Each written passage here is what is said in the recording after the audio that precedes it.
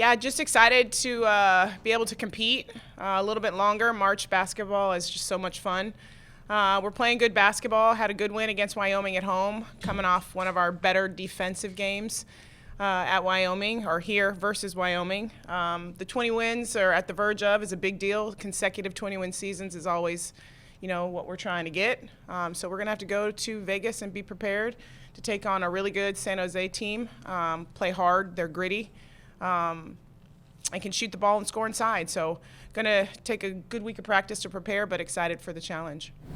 How have you been able to do this, Coach? I mean, a year ago, I think you're replacing maybe 4 starters from last year to this year, yet you're on the verge of 20 wins. What's been the key to getting here? It's a good question, and it's an answer that I don't necessarily have because we lost 72% of our scoring last year. On top of that, 2 of the kids we recruited to help with the scoring tore their ACLs. So we've been hit with a lot of adversity this year. So we have a very special group, in my opinion, because I've asked them to do a lot of things outside of what they've been comfortable doing. Kim, for example, has been playing the point sometimes. She brings the ball up, our Magic Johnson point forward. Abby Prohaska, who is a shooting guard, has done a tremendous job bringing the ball up and sliding into that point guard role for us. And asking a lot of them just to play out of position. So that's what makes this team special, is they've been willing to do whatever they need to do to get the wins. So this has been a fun year, a challenging year, but a fun year to see them have some success with all the adversity that we've had. What kind of starting point, I know you're not looking ahead to next year, but all coaches are thinking about now and the future, obviously. So what does it mean to have your top 2 leading scorers back to start your roster for next year? Well, it's huge. It's huge. It starts there. So now we kind of know what we have to go out and try to find in the portal. We have a really talented group of freshmen coming in, and with the kids we already have, along with Kim and AD, I think we're going to be really, really talented and be able to make a deep run next year. So they just do so much for us. They both are reliable kids that have been very consistent this year. Adriana's a kid we got a kick out of the gym. She's always putting in extra work. She and some of the others have definitely set the tone as far as what it looks like to prepare and compete. So we have just a really talented group coming back and kids that care about San Diego State women's basketball. To piggyback off of that, does having your top 2 scorers back make you more attractive to people that enter the portal because they know they want to win and they see the people that are coming back? I think so. They're both great kids, and everybody kind of know each other in this league and in the small circle of women's basketball. And having 2 kids that they know can score does help. Yeah, we're looking for some particular pieces, trying to maybe get a big out of the portal, and maybe another guard, but. Knowing that you have 35 to 40 points coming back on any given night is always a plus. Kim, in today's world of college basketball, staying is something that's kind of more rare than going somewhere. What made you want to stick around? A lot of things. For sure, Coach Stacie and the coaching staff has always been good to me in my whole 4 years since I've been here, so that's a plus. My family, for sure, they're only 2 hours away. They're at every single basketball game. So as my last year, I wanted them to keep coming, And then just getting my master's from a good university. That's always, education is just as important to me. So, yeah, all those things. And it's fun. I've transferred a lot in high school. I didn't really want to do that coming into college. And it's another, home family here. So, yeah, why change something if it's good, Yeah. Education and counseling. Congratulations. My bachelor's in social work. Did Adriana's decision, did that factor into yours? Did you guys talk to each other about it, or was it done separately? It's been kind of talked about, but I definitely a pro is to play with AD. I don't know if it's such a help for the team, for us, for me as a big, it helps me a lot to step on the floor and see that AD is by my side. So coming into that next year it's fun, yeah.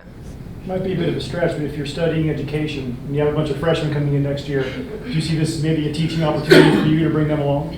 Yeah, definitely. I think this year was Abby, Sarah, so next year being able to step more into that leading role with AD, with all our older people is going to be different for me, but it's going to be helpful. I've always told everybody, we can all be captains on the team. It doesn't have to be one person, but yeah. Coach, you're a 7 seed in the tournament coming up, despite your record being higher than that. How frustrating is that? And What's the, I could tell by your face, and what are your thoughts to the seeding and your matchup coming up as well?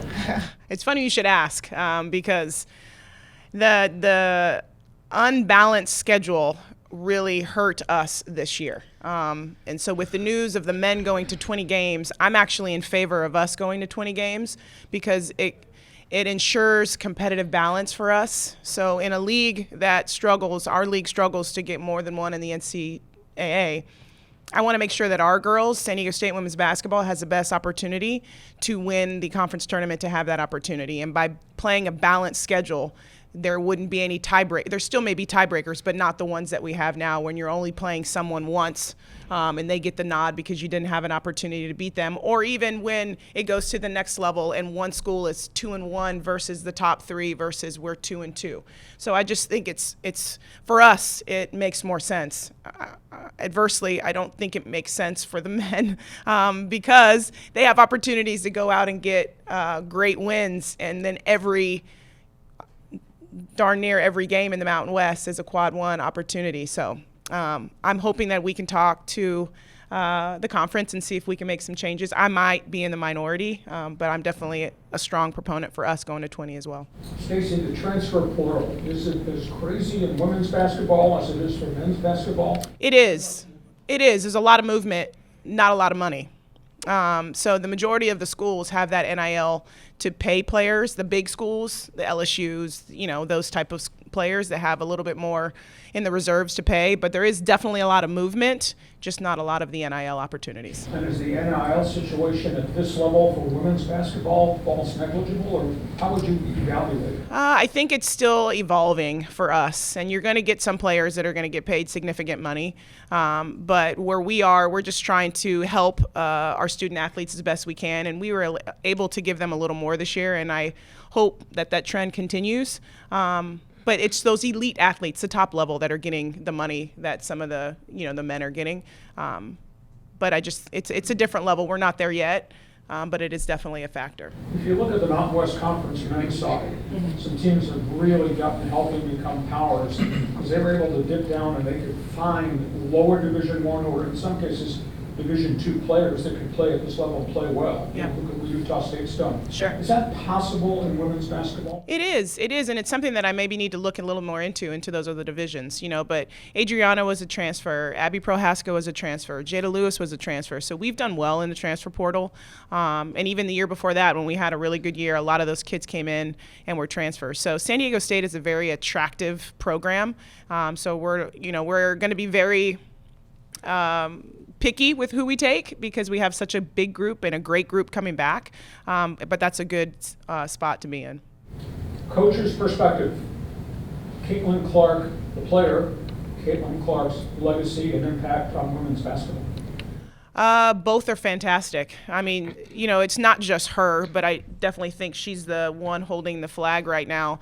But it's been really fun to watch the trend of women's basketball being popular to watch. And I love seeing the ratings on some of these games where they're highly viewed and people are caring about women's basketball. A lot of resources are being put into women's basketball, and I love that trend as well. But it's been changing for some years, and you have the Angel Reese, the Caitlin Clarks, those guys that are reaping some of those benefits. But I think it's even for us, being on TV this year twice is something that's never happened for us, and I thought that was a big deal, and I'm hoping that continues to go in that same trend. But, people care about women's sports. And it's been fun to watch because I've been in it for a long time, talking about playing when I was a young girl to now coaching these women, and it's changed dramatically. Question for both of you. You took a really hard loss in Las Vegas. Thanks. But you come back and you win. How does that happen, and what does it say about a team? I mean, teams could go in a totally other direction after a loss that bad. I mean, what did you do internally to turn that around so quickly? It's the good and bad of our team. It's the good part is we've been very resilient. We can flush it and move on. And we had a great film session, a harsh film session, and a great practice after that. But that's also the bad in this team, in my opinion, that we've been inconsistent all year. If we can create some consistent play, or when we've been very, very successful. But that's who we've been. We just kind of move on to the next play, and these kids are resilient. They always come in and work hard. We just got hit by a buzzsaw and at UNLV, and we've just been very similar to the men, a lot better at home. We got to find a way to take what we're doing here on the road and win in Thomas and Mack. Yeah, UNLV was definitely not a good game for us, but us being able to, we do have like an older group, being able to look at each other and be accountable of that. Like I told the team I didn't show up, I'm sorry, next game, and we did just that. We let our defense create our offense, lead our momentum in the game. So just being able to reflect and be aware of performing at how we should perform, like we did it against Wyoming, and realizing that against UNLV we didn't play who we are. And yeah, just like Coach Stacie said, just not being consistent instead of those lows we had. But yeah. The player's perspective of Caitlin Clark, what do you see when you watch that? She's a great player. I don't know. There's nothing.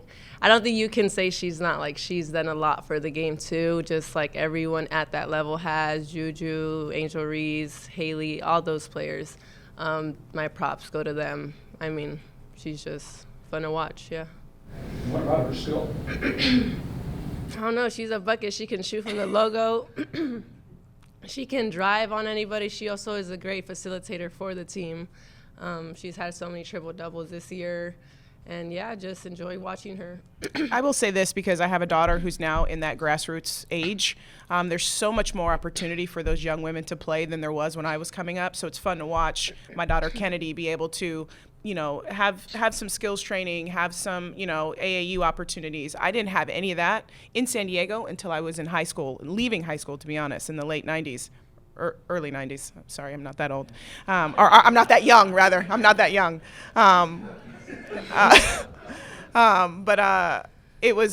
It's fun to watch that and watch her grow up and have those opportunities. We just didn't have it. And I think there's a direct correlation with how the game has gotten better, how our skill set has grown, our athleticism is just out of this world.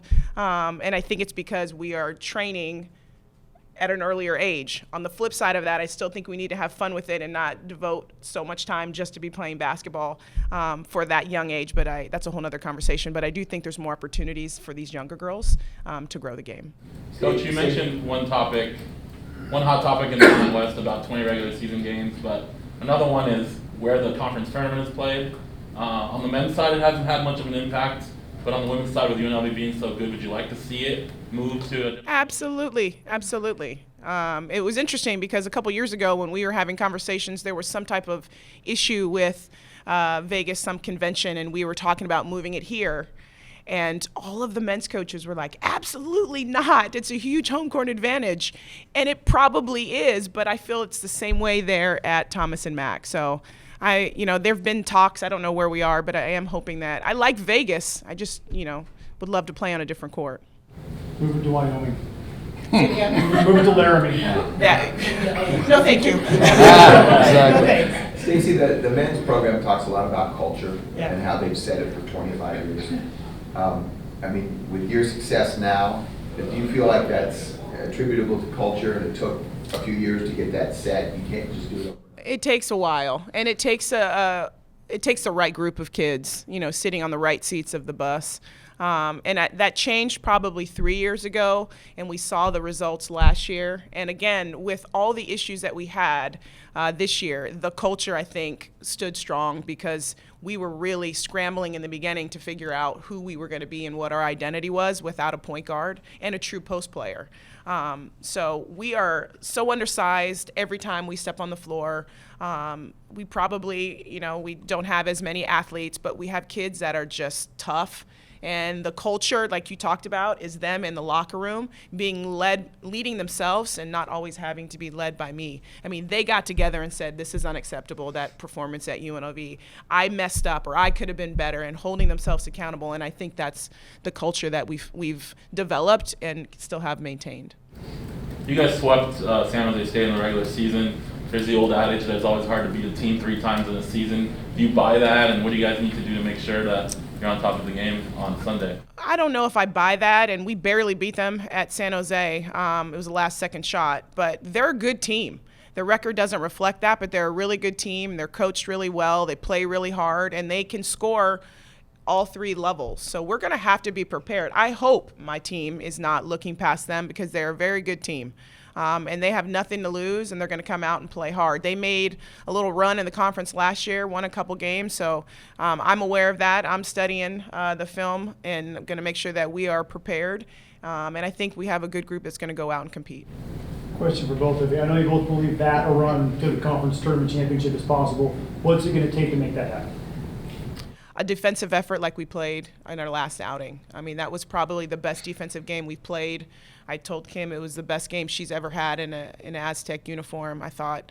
And then she made a comment outside before we came in. She said it was fun. You know, it was fun, and we were encouraging each other to defend. We got to defend. I mean, you're on somebody else's court. We already talked about our struggles on the road. You got to bring your defense to give yourself a chance to win 4 games. Yeah, just to piggyback off of that, defense is what just built that momentum into offense against Wyoming. It's going to do it every game we play. It's going to set the standard of the game, the pace of the game, and just letting our team dictate how the game's going to go. It's going to start on defense. So definitely that first game to think about the championship, got to beat that first game first.